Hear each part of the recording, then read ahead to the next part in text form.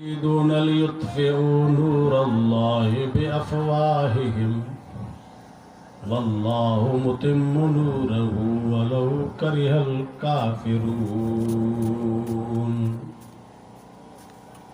صدق الله مولانا العظيم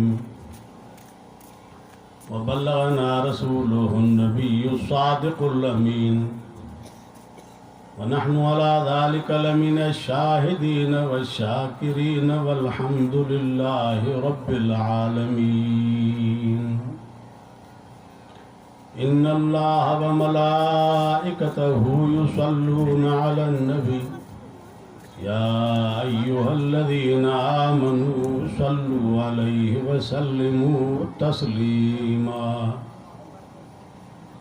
اللهم صل على سيدنا محمد النبي الأمي وآله وبارك وسلم عدد كل معلوم لك دائما أبدا मुझा मोहतरम दोस्तों भाइयों, अज जो प्रोग्राम असांजे हिन मसू खान कलवड़ जी ॻोठ में ख़त्म नबूअत जे उनवान सां थी रहियो आहे, जंहिंमें तव्हां सां शरीक थिया आहियो। दुआ आहे त अल्लाह तबारक व तआला तव्हां असांखे दीन इस्लाम जी सरबुलंदी जे लाइ ऐं पैगंबर अलैहिस्सलातु वस्सलाम जे ख़त्म नबूअत जे लाइ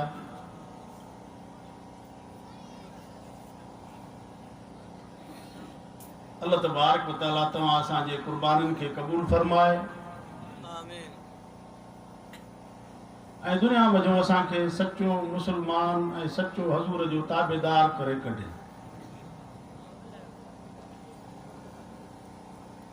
अज़ीज़ दोस्तों, ये 15वीं सदी हले थी जंहिंमें तव्हां असां हलूं था। क़यामत जो क़ुर्ब आहे।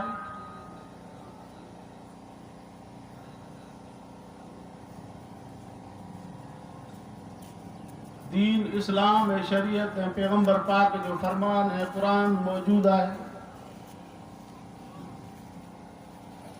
कुरूने ओला जा माण्हू गुज़री विया, साहबा जो दौर गुज़री वियो, ताबईन जो दौर गुज़री वियो, तबा ताबईन जो दौर गुज़री वियो, घणा दौर गुज़री विया। ही फितननि जो दौर आहे।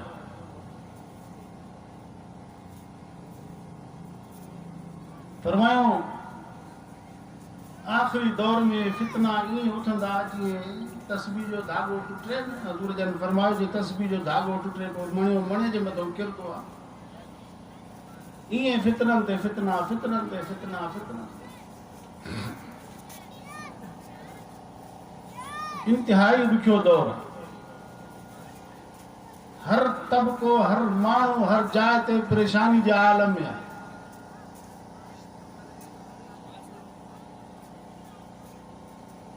माण्हू दीनी लिहाज़ सां भी पस्ती जो शिकार, दुनियावी लिहाज़ सां भी पस्ती जो शिकार।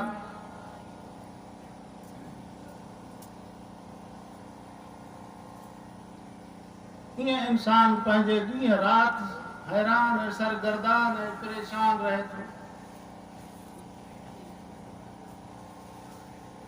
हज़ूर फरमायो आख़िरी दौर ईंदो, बतनुल अर्द खैर मिन ज़हरिहा। ज़मीन जे पुठीअ ते घुमण खां ज़मीन जो पेट मोमिन जे लाइ भलो हूंदो। मोमिन चवंदो जेकर दुनिया छॾे वञा त भलो। तव्हां असां उन दौर में गुज़री रहिया आहियूं।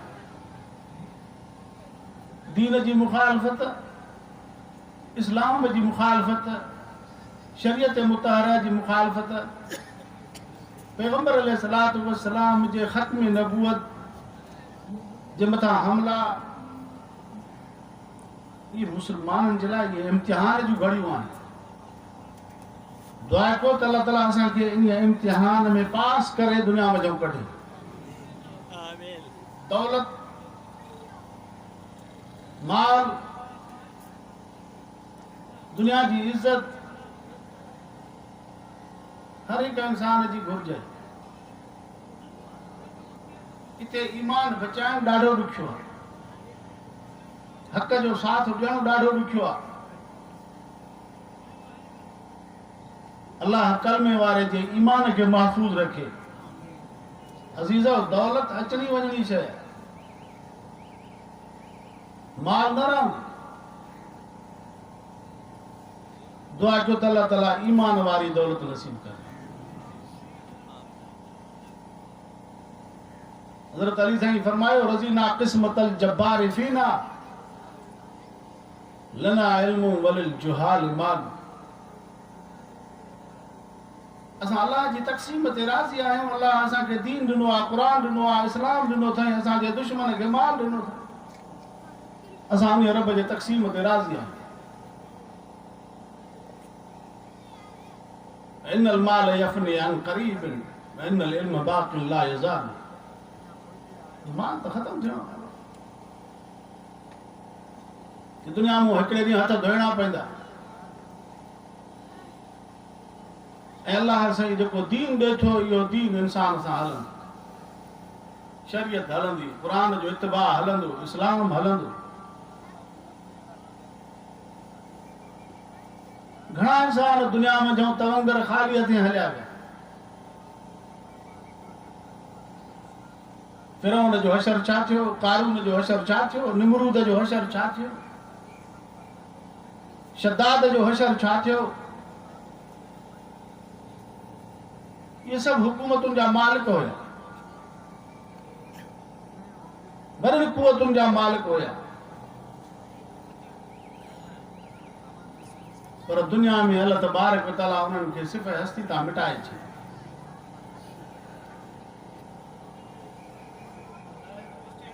अज़ीज़ो,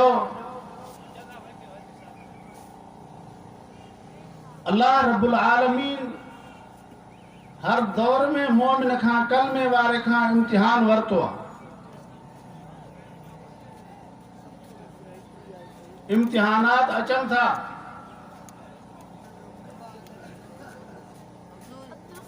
सहाबाए किराम रिज़वानुल्लाह ताला अलैहिम अजमाइन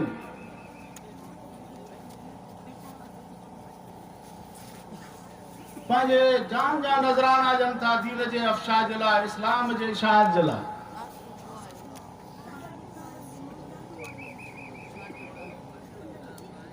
पैगंबर अलैहिस्सलातु वस्सलाम जो चाचो सैयदुल शुहदा हज़रत हमज़ा रज़ियल्लाहु तआला अन्हु दीन इस्लाम जे लाइ, इलाए कलिमतुल्लाह जे लाइ उन जे लाश जी केतिरी बेहुरमती कई वञे।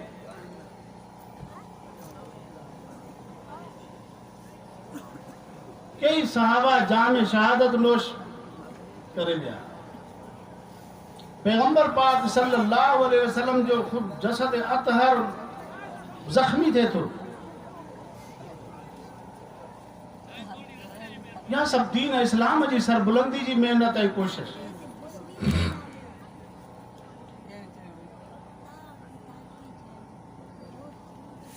अहिड़े नमूने सां हर दौर जे अंदर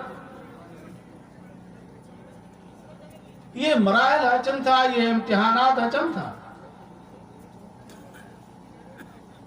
ऐं दीन दुश्मन कुवतूं पंहिंजे पंहिंजे जाइ ते सोचे रहियूं आहिनि। अॼु दुनिया जे अंदर तहज़ीबनि जी जंग हले थी। हिकु फिरंगी जी तहज़ीब आहे, आले यूरोप जी तहज़ीब आहे, ॿी इस्लाम जी तहज़ीब। उलमा इहा कोशिश करनि था त ही मुल्क असांजो कलमे जे बुनियाद ते आज़ाद थियो, तंहिंजे करे हिते इस्लाम जी तहज़ीब उजागर कंदासीं।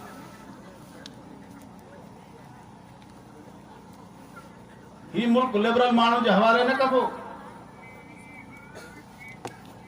जेके अंग्रेज जा पठू आहिनि उन जे हवाले न कबो।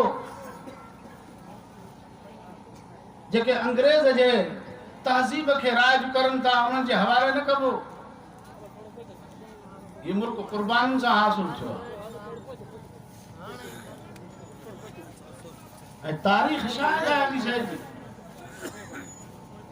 त इन में उलमाए देवबंद जे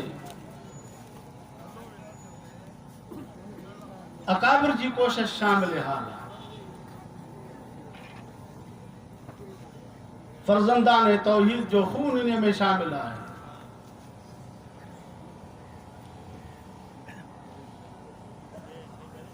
हाणे इन मुल्क जे अंदर हिकिड़ो उहो टोलो आहे जेको अंग्रेज़ जे तहज़ीब खे राइज करण जी कोशिश करे थो ऐं फिरंगी जे ॾिनल निज़ाम के सोशलिज़म जा हामी आहिनि, के कम्यूनिज़म जा हामी,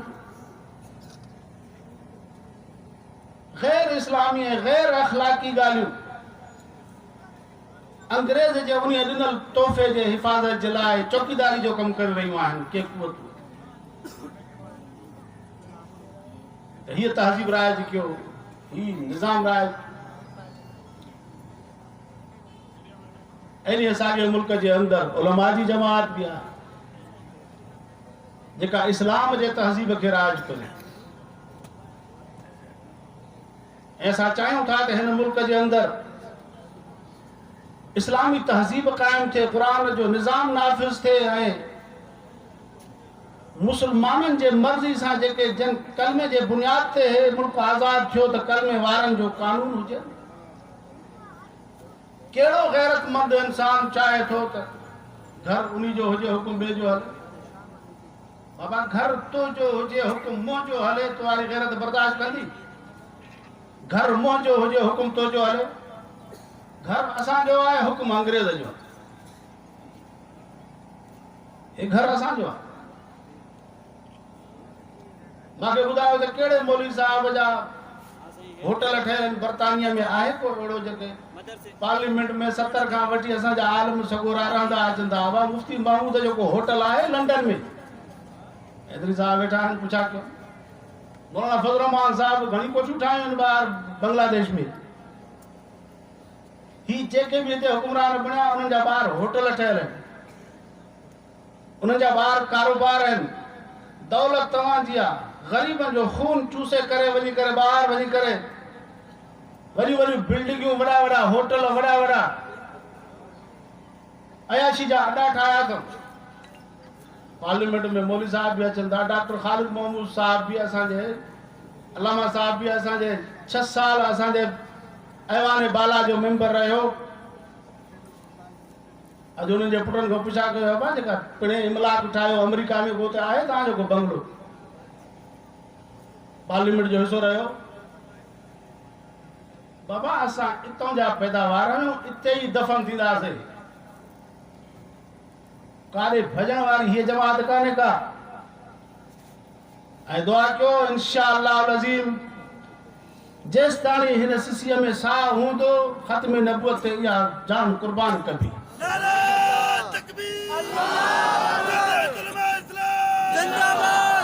इस्लाम जे सरबुलंदी जे लाइ, एलाए कलमतुल्लाह जे लाइ, दीन जे निज़ाम जे निफ़ाज़ जे लाइ, ग़रीब क़ौमुनि जे हक़नि जे हासिलात जे लाइ ऐं पंहिंजे मुल्क जे तहफ़ुज़ जे लाइ हेड़ियूं जानियूं सभई कुर्बान कयूं त कंदासूं इंशाअल्लाह। सभई हथ मथे करे चओ त इंशाअल्लाह कुर्बान कंदासूं। असांजी क़यादत वेठी आहे, तव्हां त उहे ॾिसनि त ही झुकण वारी जमात न आहे, डिॼण वारी जमात न आहे। हाणे मौलाना ऐलान कयो आहे, सख़्त सर्दी में अञा सर्दियुनि जी आमद हुई, पाण इस्लामाबाद रोडनि ते हलियासीं, वेठासीं। हाणे मौलाना वरी ऐलान करे थो, छा ख़्याल आहे, कहिड़ा कहिड़ा हलंदा थोरो ॿुधायोसीं। हलबो पक सां हलबो, सिर धड़ जी बाज़ी लॻाए बि इंशाअल्लाह कदम पोइते न हटबो। ये हुकूमत हज़ार हीला करे मदरसनि खे इन्हनि जी मां बि ख़त्म नथी करे सघे। ख़त्म नबूवत जे मथां आंगुर नथा खड़ी करे सघनि, असां इन्हनि जूं सिसियूं लाहे धड़ खां धार करे छॾींदासीं। केरु ॾींदा? मुसलमान मरी विया आहिनि, कलमे गो मरी विया आहिनि, मुसलमान दफ़न थी विया, हिननि खे जीअं वणे तीअं बकवास कंदा वतन। अल्लाह तबारक व तआला कलमे वारे खे जेको कलमो ॾिनो आहे न, इहो कलमो असांखे यकीन ॾियारे थो त मरण खां पोइ तव्हांखे बहितर ज़िंदगी मिलंदी। जंहिंखे कलमो न आहे उन्हनि खे यकीन आहे त असां जहन्नम जो बलु थींदासीं, तंहिंजे करे उहे दुनिया जे ज़िंदगी खे मक़सूद मतलूब सम्झनि था। कलमे वारो ख़ुदा जो कसम दुनिया जी ज़िंदगी खे पसंदि नथो करे, आख़िरत वारी ज़िंदगी खे पसंदि करे।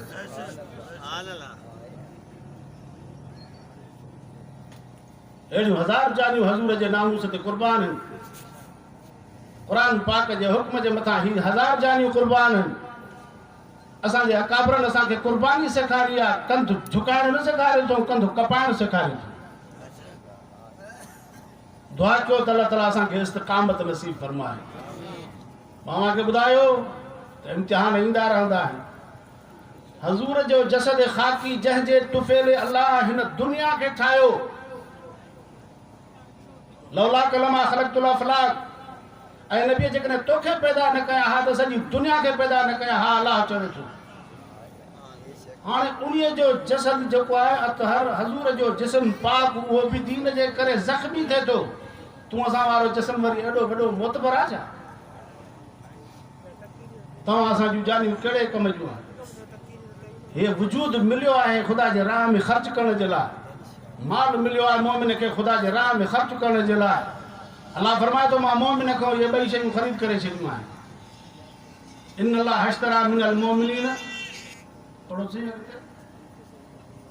इन अल्लाह हश्तरा मिनल मोमिनीन अनफुसहुम व अमवालहुम। छाजे एवज़ में? ही आरज़ी आहे बाबा, हे मुंहिंजो वजूद हमेशह रहंदो। मां तव्हां खां पुछां थो, तव्हां सां हमेशह रहंदासूं? यार ॻाल्हायो बाबा, हमेशह रहंदासूं? मां हमेशह रहंदुसि? असांजा वॾा विया न, हे जिस्म वेंदा, तव्हां असां हलिया वेंदासूं। ही दुनिया जी ज़िंदगी आरज़ी आहे। अल्लाह साईं इहा ज़िंदगी, इहो जिस्म वठे थो जेको उअं ई फना थियण वारो आहे, ऐं ॾिनल कंहिंजो आहे? हे मां पंहिंजो हथु पाण ठाहियो आहे, हे कनु पाण ठाहियो आहे, मां हे अखि मां पाण ठाही आहे, कंहिं ॾिनी आहे? ऐं हे वजूद फना थियण वारो आहे न, इन ते यकीन आहे न त वजूद वेंदो। ऐं माल बि वेंदो। माल कंहिं ॾिनो आहे? माल बि अलाह ॾिनो आहे, ऐं इहो बि यकीन आहे त फना थींदो। हे वजूद बि अलाह ॾिनो आहे, ऐं इहो बि यकीन आहे त इहो वजूद वेंदो। इहे फनाइयत वारियूं शयूं ख़ुदा वठे थो, ऐं छा थो ॾे? जंहिंखे बक़ाउ आहे, बिअन लहुमुल जन्नत। अल्लाह फरमाए थो इहे शयूं तव्हांजे वस में न आहिनि, ऐं आहिनि बि मुंहिंजूं ॾिनल तव्हांखे। फरमाए कलमे वारे सां मां इहो वापार करे छॾियो आहे त तुंहिंजो माल, तुंहिंजी जान मुंहिंजे हुक्म ते ख़र्च थींदी, तोखे हमेशह लाइ जन्नत जे बाग़ अदन जो मालिक बणाईंदी। इन्नल्लज़ीना आमनू व अमिलुस सालिहाति कानत लहुम जन्नातुल फिरदौस नुज़ुला ख़ालिदीन फ़ीहा ला यबग़ून अन्हा हिवला। हमेशह उते रहंदासूं। अज़ीज़ो, कुर्बानी जो मादो पंहिंजे अंदर में पैदा कयो। इंशाअल्लाह जॾहिं वक़्तु आयो, अकाबिरीन जो सॾु थियो, उलमा जो सॾु थियो, उलमा सां शाना बशाना हलंदासूं। किने अध में छॾे वेंदो। घणा ईअं चवंदा आहिनि, साईं कदम बढ़ाओ हम तुम्हारे साथ है, पोइ पुटे तकींदा आहियूं त नज़र त पुॼी कोन्हे, हेठि हलिया विया। ईअं न, गॾु हलंदासीं। हज़ूर जन बदर जे मैदान में जॾहिं वञनि पिया, हज़ूर जन तमामु ॾुखी दुआ घुरी, चादर मुबारक हेठि किरी पई, ज़ारो क़तार रोअनि पिया। रब जेकॾहिं ही जमात हाणे हे 313 इहे विया त वरी त इस्लाम जो नालो ई केरु न वठंदो। हज़ूर जन खे हज़रत अबू बकर सिद्दीक़ साईं तसल्ली ॾिए पियो, ऐं अल्लाह जा रसूल, असां हज़रत मूसा जी उम्मत न आहियूं। जन हज़रत मूसा खे जवाबु ॾिनो हो हलंदे रस्ते में, अंत व रब्बुक फ़क़ातिला इन हाहुना क़ाइदून। उहे यहूदी हुया, उहे बनी इसराइल हुया, उहा हज़रत ईसा मूसा जी उम्मत हुई। जन उन्हनि खे चयो त तूं वञ, तुंहिंजो रब ॼाणे, असां हिते वेठा आहियूं, वञी तूं लड़ वञी। असां उहा उम्मत न आहियूं। असां अन यमीनिक अन शिमालिक अन अमामिक अन खल्फिक, तुझे अॻियां तुझे पोयां तुझे सॼे तुझे खॿे असां सभु तोसां गॾु आहियूं। अल्लाह जा नबी तूं घबराए न, असां तोसां गॾु आहियूं। अहिड़ी हज़रत अबू बकर सिद्दीक़ साईं हज़ूर खे तसली ॾिए थो। पोइ ॾिसो अल्लाह साईं 1000 काफ़िरनि जे मुक़ाबले में 313 जाते 5 तलवारूं हुयूं, 3 घोड़ा हुया, वो उन्हनि खे फतह थी या शिकस्त थी? इंशाअल्लाह मूंखे यकीन आहे अल्लाह साईं फतह हक़ खे ॾींदो। फरमाई वल आक़िबतु लिल मुत्तक़ीन। हज़रत मूसा ऐं फिरौन जो मुक़ाबलो थियो न, फतह कंहिंखे मिली? फिरौन हुकूमत जो मालिक हुयो, वॾियूं भभकियूं कयईं, तव्हांजा हथ पेर कपींदुसि, तव्हांखे सूलनि ते चाढ़ींदुसि, तव्हांखे हीअं कंदुसि हीअं कंदुसि। उहे जादूगर जेके मुक़ाबले जे लाइ आंदा आहिनि उन्हनि खंघियुसि, उन्हनि छा चयो? फ़क़्द मां अंत क़ाल, तोखे जेको करिणो आहे कजांइ, हल। हज़रत मौलाना चांडियो साहिब रहमतुल्लाह अलैहि जी माना कंदो हो, तोखे जेको आंगूठो पटणो आहे आंगूठो पट। फिरौन खे उन्हनि जादूगरनि चयो तोखे जेको आंगूठो पटणो आहे पट। फ़क़्द मां अंत क़ाल जी माना इहा कंदो। बातिल को तूं कहिड़े कम ये बुखलाल आहिनि, अंदरि हुननि जो गरियल आहे, हराम खोर आहिनि, फहाशी औरियानी माण्हुनि जी जान नथी छुटे, अंदरि जा पलीत आहिनि। उन्हनि जो क़िबलो वञी करे मग़रिब बणियो। असांजो क़िबलो बैतुल्लाह आहे, असांजो रहबर रसूलुल्लाह आहे। असां पंहिंजे हिकिड़े रब खे पुकारियूं था, ॿिए खे नथा पुकारियूं। मुवाहिद जो दर पाए रेज़ी ज़रश कि फौलाद हिंदी नहीं बरसरश, उम्मीदो हिरासत नबाशर से कस, हमी नस्तो बुनियाद तौहीद बस। न कंहिंजी लालच, न कंहिंखो भउ, न कंहिंजो ख़ौफ़, जुर्रत सां दीन जे इलाह कलमतुल्लाह जे लाइ, दीन जे निफ़ाज़ जे लाइ उलमाए हक़ जो साथ ॾींदो। क़यामत जे ॾींहुं अल्लाह ताला तव्हां असांखे लिवाउल हम्द जे हेठां पियारींदो, हज़ूर जे हथ में जेको झंडो। फरमायो रसूलुल्लाह सल्लल्लाहु अलैहि वसल्लम, फरमायो मन कसर सिवाद क़ौमिन फहुव मिनहुम, जेको जंहिं जथे सां थी बीठो उहो उन्हनि जो हूंदो। अॼु माण्हू असांखे चवंदा आहिनि साईं आहियूं तव्हांजा, पर होॾे थी बीठा मिड़े जे माण्हू ॾिसंदा बाबा हे हेॾे आहे। अड़े ईअं न कयो बाबा, इन में नुक़सानु थींदो तव्हांजो, असांखे कुझु न थींदो, तव्हांखे नुक़सानु थींदो। जाॾे थी पियो सिधा थी पियो। अंदरि ऐं ॿाहिरि खे साफ़ करे ज़ाहिरनि ऐं बातिननि इहा मुनाफ़िकी आहे। असां आहियूं तव्हांजा, पर होॾे बीठा आहियूं। ईअं त हो चवंदा मुनाफ़िक़ चवंदा, मुनाफ़िक़ चवंदा आहियूं तव्हांजे, पर होॾे बीठा आहियूं। युख़ादिऊन अल्लाह, अल्लाह सां धोखो करनि था। अल्लाह ताला फरमाए थो वमा यख़दऊन इल्ला अनफुसहुम, कहिड़ो असां सां धोखो करनि था, पाण खे धोखे में विझनि था। सिधा सवा बिल्कुलु हिन पासे बीठा आहियूं, हक़ जे पासे ॾे बीठा आहियूं, सच जे पासे ॾे बीठा आहियूं, इस्लाम वारे पासे ॾे बीठा आहियूं, शरीयत वारे पासे ॾे बीठा आहियूं। ला यख़ाफ़ून लौमत लाइम, कंहिंजे बि ख़ौफ़, कंहिंजे बि मलामत घर जे मलामत जो ख़ौफ़ न कयो, कंहिंजे बि ॾेखाइण जे लाइ रियाव जे लाइ कमु न कयो। ज़ाहिरनि ऐं बातिननि दीन इस्लाम ऐं शरीयत जे सरबुलंदी जे लाइ उलमा सां गॾु बीठा आहियूं, बसि हक़ जी जमात सां बीठा आहियूं। छाजो ॾुंजण आहे दुनिया में? जान हिकिड़ी आहे जेका ख़ुदा ॾिनी आहे, जॾहिं चाहींदो उहो वठंदो। 1000 हीला दुश्मन करे असांजे जान खे जोखिम में नथो विझी सघे जेसि ताईं ख़ुदा न चाहे। जॾहिं ख़ुदा चाहींदो असांजो मौत, 1000 हीला असां बचाइण जी कोशिशि कंदासीं, मौत खां न बची सघंदासीं। अल्लाह तबारक व तआला खां दुआ आहे त रब से तव्हां असांखे दीन इस्लाम ते क़ाइमु रखे। अकाबरीन उलमाए देवबंद जे शाना बशाना कदम ब कदम उन्हनि सां गॾु हलण जी तौफ़ीक़ अता फरमाए। मरण घड़ीअ ताईं उलमाए हक़ जमियत उलमाए इस्लाम सां साथ निभाइण जी तौफ़ीक़ अता फरमाए। आख़िर दावाना अनिल हम्दुलिल्लाह।